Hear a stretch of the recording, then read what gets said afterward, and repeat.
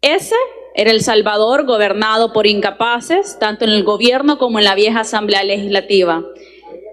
Y a pesar que circularon miles, millones de dólares, jamás llegaron y jamás la población sintió los beneficios. La diputada Marcela Pineda expresó que la prioridad de los gobiernos anteriores de Arena y el FMLN eran los sobresueldos y las partidas secretas. Creo que la principal pregunta que tenemos que hacernos es El Salvador que teníamos y El Salvador que estamos construyendo. Y es que si yo le pidiera a los salvadoreños que nos están sintonizando y que están pendientes de esta plenaria, que hicieran memoria de cómo era El Salvador hace un par de años, seguramente a su mente vendrán recuerdos de los 7,000 homicidios que teníamos, o incluso aquella Navidad del 2014 que estábamos contabilizando 15 robos diarios solo en la capital, y esos eran aquellos que se atrevían a denunciar. O cómo olvidar, por ejemplo, cuando los agentes de la PNC ni siquiera tenían para sus uniformes.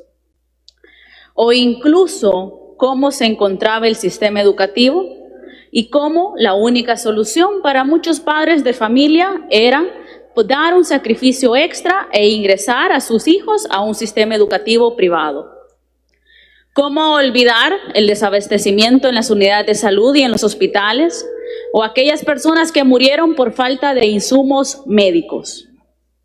Ese era El Salvador, gobernado por Arena y gobernado por el FMLN. Ese era El Salvador que tenía diputados y diputadas que jamás escuchaban a su población.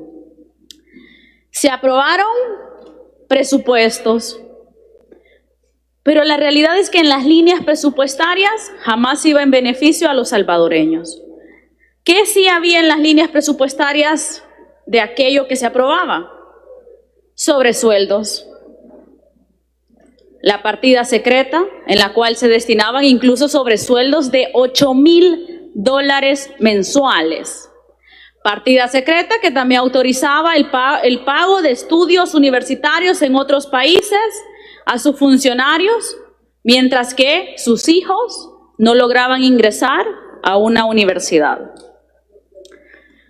Presupuesto que incluía fondos para ONGs de fachada, de fantasma, que simplemente movía la agenda política y hacía los pronunciamientos a la comodidad de su partido político.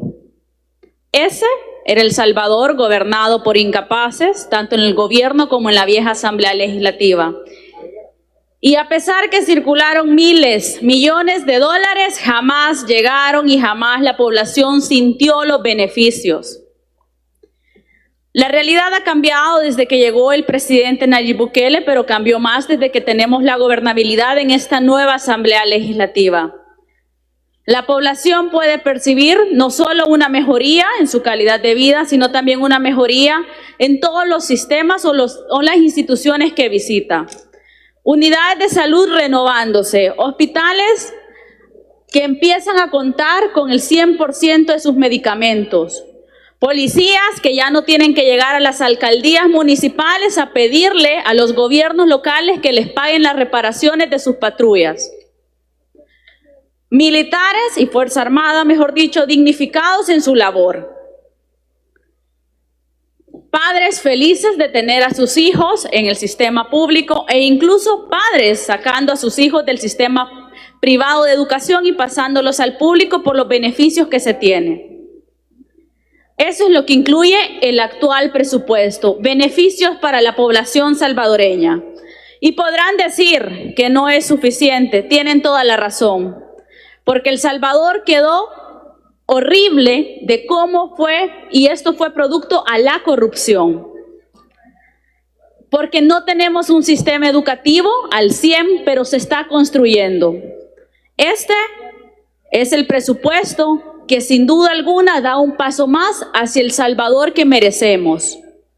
Hacia El Salvador que históricamente fue negado, mediante el cual se tiene acceso a un sistema de salud integral, mediante el cual se tienen carreteras en buen estado, mediante el cual se garantiza la seguridad de los habitantes y lo cual al final del día viene y promueve el turismo.